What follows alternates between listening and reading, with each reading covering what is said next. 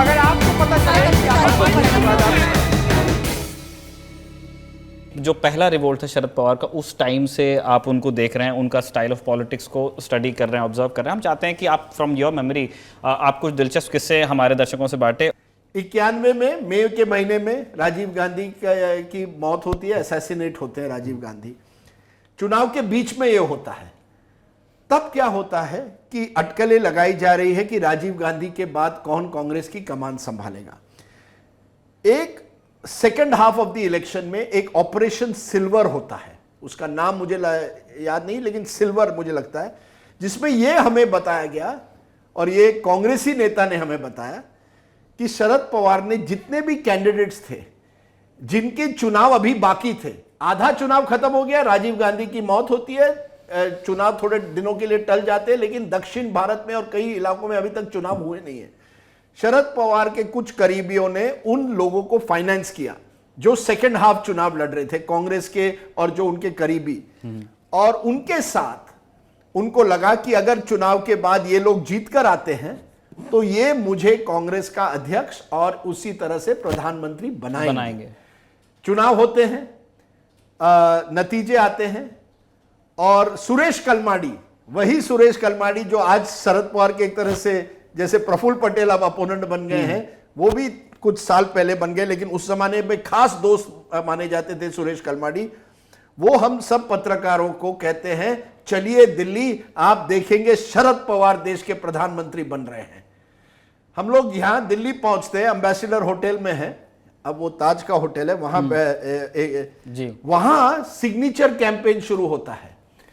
सुरेश कलमाडी सब एमपीज का जाके सिग्नेचर ले रहे हैं कि क्या कौन कि आप इनको प्राइम मिनिस्टर देखना चाहते हैं। हाँ, ये सिग्नेचर कैंपेन की खबर मैं एक तरह से ब्रेक करता हूं, या कहिए मैं किसने वो खबर दी मैं नहीं बात, लेकिन वो ब्रेक करता हूं।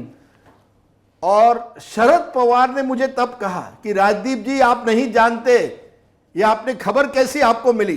तो मैंने कहा सर ये किसी कांग्रेसियों से ही मिली है, मुझे ये खबर आई है।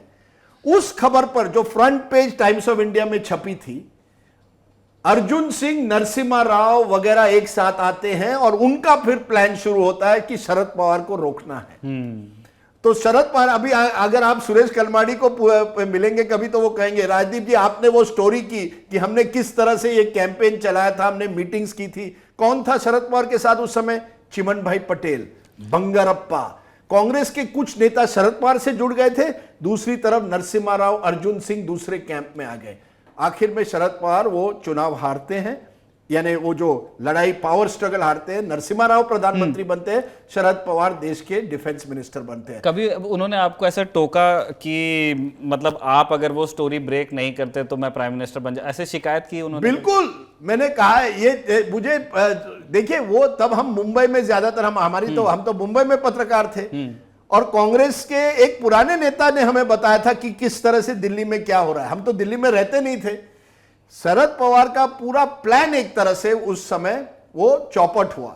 लेकिन देखिए, उनमें एक बात है कि लगातार प्रयास, भले ही वो कभी प्रधानमंत्री नहीं बन पाए उसके बाद, लेकिन वो उसको मानना पड़ेगा कि वो तैयार थे हमेशा एक तरह से मैदान में आने के लिए।